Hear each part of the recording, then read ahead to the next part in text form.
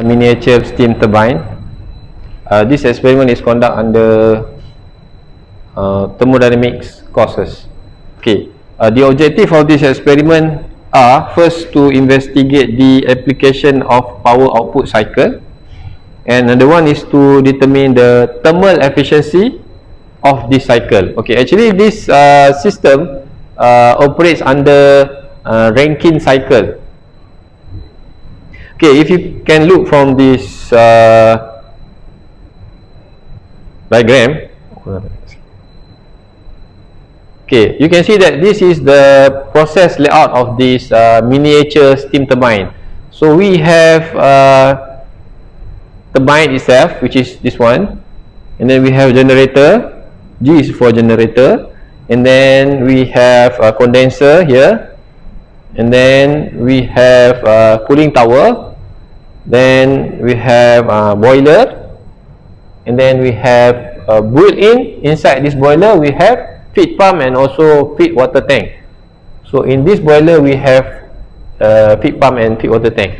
So we also have a needle valve here to control the output of the steam. So this experiment is actually to assist a student on how the Rankine cycle process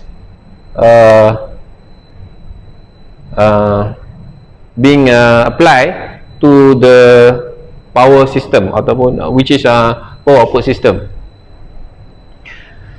Okay, for this experiment we have this control panel here. So for this control panel we have this output screen that student can monitor the output of the generator, condenser, steam turbine, and also we have feed pump, boiler, and also cooling tower. As we all know that for Rankine cycle we have 4 processes. We have isentropic compression in pump, we have constant pressure heat addition in the boiler, and then we have isentropic expansion in the turbine. And then we also have constant pressure heat rejection in this condenser. So there are 4 processes that being done to this experiment, from the experiment, so that a student can learn in how it happened in actual as they have studied in theoretical class. Okay, from this control panel, we need to first we need to on the power output of the system to let this control panel on, and then we need to turn on the boiler so that it will take some time for the boiler to heat up the water to increase the saturated or the superheated pressure up to 4 bar here. So then if the pressure is achieve the required pressure, so that we can release the pressure by using this needle valve. So the steam will pass through this line and will rotate this turbine. Okay, when the turbine is rotating, so we need to apply load to the turbine, to the generator, so that we can calculate the power output of the generated by the turbine. So we have load 1, load 2, load 3, and load 4 here. So all this load will be applied to generator, and we can measure the output of the generator in terms of watt, voltage, and also current. Okay, and here are the monitor of the turbine speed in revolution per minute, and this is generator in term of current, and generator in term of voltage. So this control panel is actually to monitor the input of the boiler. Okay, since this is a miniature steam turbine, so we only apply electric boiler here, because to use the fire boiler or fire tube boiler, we need to have a specific boiler which is quite big and it's not suitable for this experiment. So that we apply electric boiler that can produce a maximum of 7 bar of pressure. So that is enough for the system, so that we can monitor the performance of this system by using 7 bar pressure of steam that will rotate this turbine, and then the steam will condensate in this condenser, and then the condenser will be cooled by this cooling tower, and then the condensate water will circulate back to the water pump inside this boiler, and then the boiler will heat up the water again, and water becomes steam, and then it will pass through the turbine again. So that's the concept of this system. And then for the student, the student will calculate the power output or the work output of the pump, work input of the pump, and also power output of the turbine by using this enthalpy formulation. Okay, so the enthalpy H can be plotted by using a graph which is provided in the lab report. So they will plot the graph, and they will see the Rankine cycle process in the diagram, which is a TS diagram, so that from there also they can calculate the efficiency of this steam turbine that operates under Rankine cycle. So that is all about this experiment. We will go to another experiment.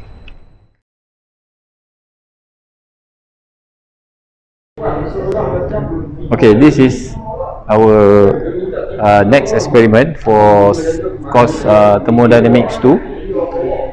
For this experiment, we are using what we call as a vapor refrigeration trainer.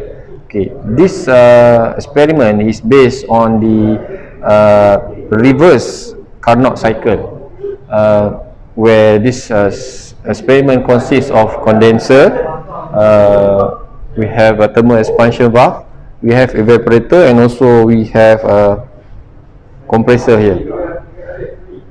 Okay, as you can see from this diagram, we have 4 components to complete the process of this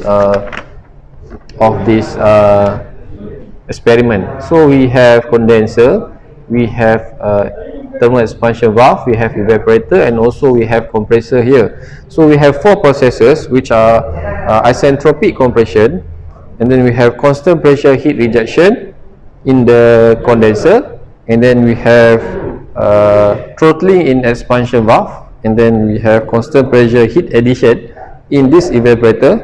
We go back to this compressor again as isentropic compression. And then for this experiment, student will also need to adjust the speed of the evaporator fan and also condenser fan here, because behind this experiment we have fan that will cool down this condenser, and also a blower here which will blow out the cool air to the surrounding. So actually this experiment is actually we also can use this experiment either for air conditioning system or as a heat pump. Alright, and for students to do this experiment, they only have to monitor this panel, because there are temperature here. There are different temperature here. We have temperature 1 up to temperature 7 here. So from this temperature, student can find the value of enthalpy here, because different from heat engine, for this experiment we measure the performance of this system by using COP, or coefficient of performance. So we have 2 COP equation here. We have COP-R and also COP-HP, which is R stand for refrigeration and HP stand for heat pump. Okay, to start the experiment, we need to plug this experiment to the power outlet there, and then we may start with turning on the MCCB and RCCB, because this is to protect the compressor. And then after we set the thermostat temperature here, such as 11 degrees Celsius, so then this compressor will start to work to achieve this setting temperature, and the compressor will not stop until the temperature achieve 7 degrees Celsius. So now I would like to turn on the compressor, and then the experiment started, and then this evaporator, we have sensor here, so this sensor will detect the temperature at the evaporator. When the temperature drop, it started to drop. When the temperature started to drop to 11 degrees Celsius, and then automatically this compressor will stop. So we can just monitor from here. It will take some time for the compressor to compress the refrigerant R134 through this system, through this condenser, and then we'll expand the evaporator, and then we'll stop the compressor once the temperature achieve 11 degrees Celsius. So student will only need to monitor the temperature at a few points here. We have temperature 1 up to temperature 7. So temperature 1 is here at P1, here is temperature 2 at P2, and then we have also T7, T6, T4, and then this is T3 and T2 in this system. Okay, so the compressor stopped because of the system already achieved the setting temperature that we set at the thermostat. So when the surrounding temperature increase more than 11 degrees Celsius, and then the compressor will start running back again. So students have to take the temperature value, and then they need to refer to this, what we call as a pH diagram, to monitor to calculate the H enthalpy of the process. So from the enthalpy of the process, they can calculate what we call as coefficient of performance here from this experiment. And these are the table that student will use for the experiment. And finally, they can vary the speed of the evaporator fan, also condenser fan, and from that speed, different position, they will have different COP from this experiment. So therefore, student will achieve the objective of the experiment, which are, first is to first understand how it works, the refrigerant cycle, and finally to calculate the COP of the refrigerant cycle. So that is all for this experiment. Hi, welcome to the solid mechanics subject. You are with me, Dr. Nurashida Rahizat, and I will be showing you one of the equipments for the solid mechanics experiment. So behind me is an equipment called the beam and deflection machine. So for this machine, student will be able to test 3 different type of materials and to check the torque and the angle of twist, so that they can compare between the 3 materials. So in the bar, in the machine, I already equipped stainless steel. So with me, I have another 2 types of material, which is aluminum and mild steel. So between these 3 materials, they will have different torque needed for a certain amount of angles of twist. So what the student will do, they will first choose the material they want to study, choose one, and then we can unscrew the end and then reattach a new type of steel or metal, and then here they will follow the procedure as stated here, where they will have to turn the machine, the reading to 0, and then they will have to start to turn. Okay, when they start to turn, the value here change the reader here gives almost the same amount of value, and then they will turn, give you the reading. So their forces should not be exceed 5 kilonewton. So with the angles, and then they will measure, they will only increase according to the angle needed, and then they will record the value here. They will also use theoretical formula and then compare the theoretical value to the one they obtained from experiment. Okay, so here is actually the load cell. The load cell is connected directly to this digital reader. So whenever they apply a force, the force is then they will have to measure the member. Of course, from this side you won't be able to see, but they will need to change the force into torque. How do they change force into torque?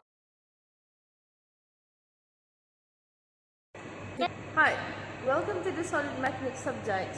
So, in this video, I will show you one of the equipments which are used by the students to conduct the labs. The one behind me is called the experiment forces in plane thrust, where if you can see, for this equipment, it has a few members. We have 1, 2, 3, 4, 5, and 6, and 7. Okay? For all of the 7 members, we have 7 load cells attached to them. So these load cells will provide a forces reading. So what students do, they will just have to adjust the handle there to make sure whether the condition is in tension or in compression. So I will demonstrate you how to do it. So what they do is they turn this knob. So we use this a screw jack to be attached in the bottom to ensure that the position is fixed. So once the position is fixed, we can adjust this so that there is a digital reader down there. So with the digital reader,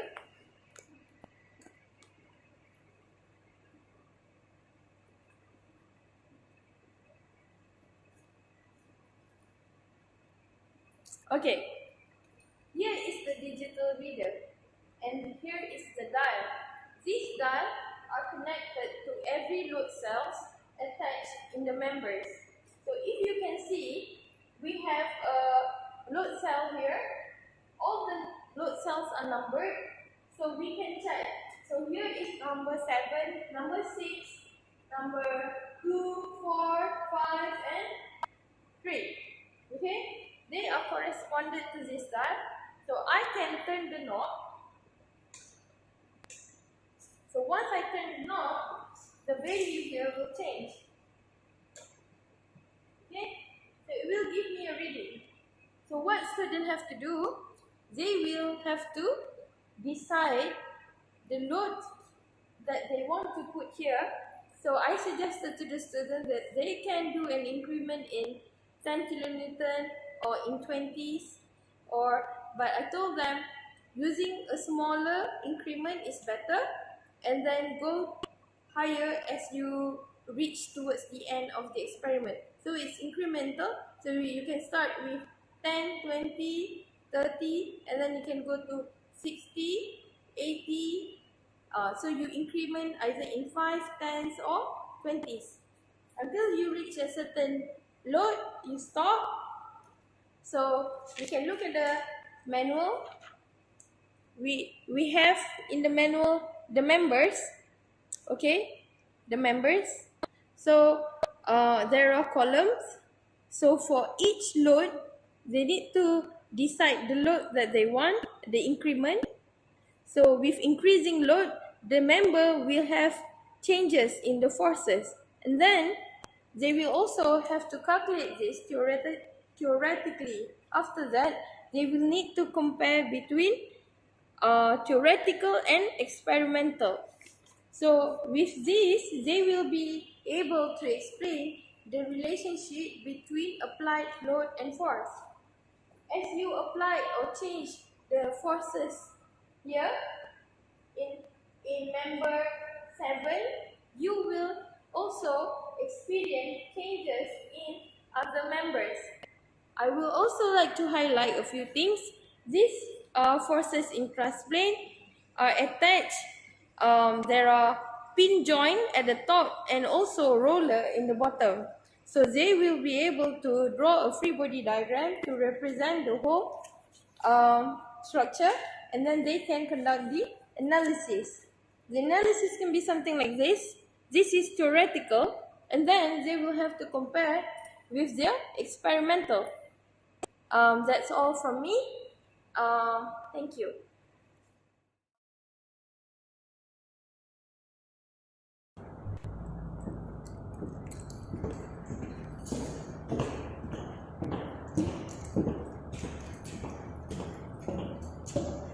Hi, welcome to the Solid Mechanics subject. You are with me again, Dr. binti Rahizat, and I will be showing you another equipment used for our student laboratory. So this equipment is called the shear and bending equipment. Okay, for this equipment, student will be able to apply the concept of bending moments in beams. So the concept is student will have to apply loads to the beam at any point. So if later I will bring the camera closer, you will be able to see the top of the beam here. There is a ruler to guide the position where students are supposed to put their loads. Okay, so as they put the loads, I do have a 2 kilonewton loads with me here, 0.5 and 1. Okay, so depending on the type of the amount of load I put and where I put them, I will induce a bending moment. Okay, there will be a shear force across the beam, and then from the shear force, student will be able to calculate the bending moment. So there is 2 digital readers here, as you can see. The one on my right hand side is to measure the shear moment, is to measure the moment, bending moment. The other one is to measure shear. Okay, both are in Newton. Okay, so what they do, once they adjust, they will get a experimental value. They will also have to calculate their theoretical value. With those two, they will have to plot a graph and then compare the experimental and the theoretical part. So after that, they will have to remove and then complete. Thank you. Hi, welcome to the Solid Mechanics subject. Today I will introduce you to the tensile machine. So the student will be doing the practical lab. One of their solid mechanics lab is doing the tensile test for them to extract the stress strain curve. So this is the Gabaldini machine, Galdabini machine. So it is the capacity working force is 1 ton. It can be changed. The head is interchangeable. So currently there it is a compression head. Here we have for the tensile one, we will be using this where we can clamp the specimen. So here I am showing you the specimen for the tensile. We can have we have a dog bone flat type. This is an aluminium, and then we have the mild steel. Also, we also have a few other extra. So students are required to measure the thickness and width, the dimension for them before doing the test. And then after doing the test, we will use the Gabaldini software for them to extract the force and displacement data. Also here we have a cylindrical type which will need a different head to use to clamp this type of specimen. So with me in this video is our technician who are in charge with this tensile machine, Encik Muhammad Faizal. Hello. So student with the help of Encik Faizal, they will conduct a test here. So normally around 2 to 3 students will be allowed in this lab. So yes, what else? This machine also have the capacity to do a fracture test. So this is where we will put this in the machine there. So we can do a 3-point bending using this one. And then I will also show you some result of the student. So here is an example for the tensile test, for a flat type tensile test where we can see a curve. Okay, so this is a force displacement. So student will have to change into stress and strain. So for this lab, student will be able to understand how to extract the mechanical properties from a material. So that's all from us. So this is the Gabaldini machine. Thank you, Encik Faizal. Assalamualaikum warahmatullahi wabarakatuh, and good day. So now we are in materials lab. So here we can see the plan for the exit and also the fire extinguisher. And now we can see all the machines that inside the materials lab. So first we have hardness test, and then the fatigue tester, impact tester, the fume carpet, and some of the hacking machine, mixer machine and drying machine. And then the last one is the microscope section.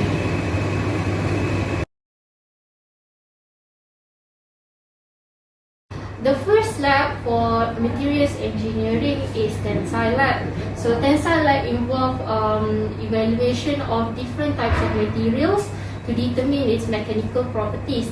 So some of the properties that will be obtained by the student is, for example, the tensile strength, the Young modulus, the proportional limit, the yield strength, and so on. So these are the example of the results, and the data we get from the computer for the data acquisition.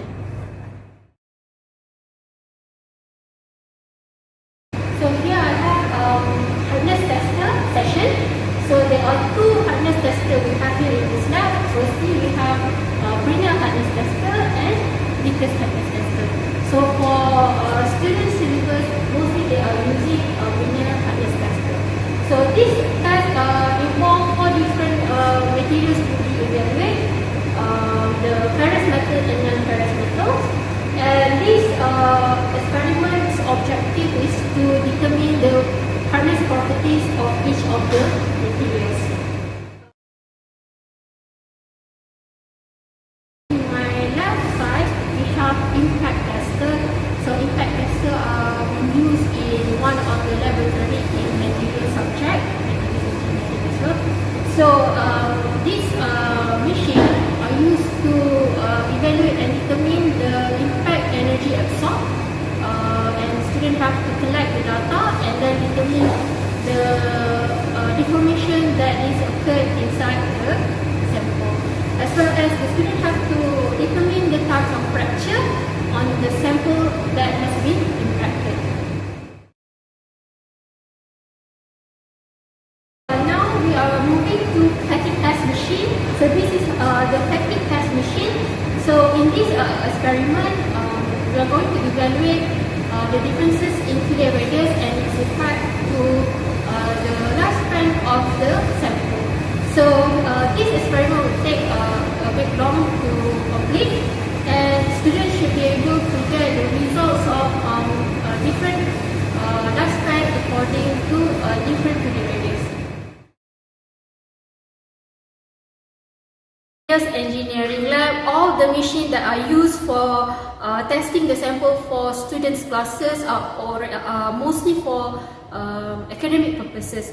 But if there are a company that come to us and then ask us to test their samples, so mostly we are going to send our machines to CRIM to calibrate the machine first, and then we are going to test the sample later.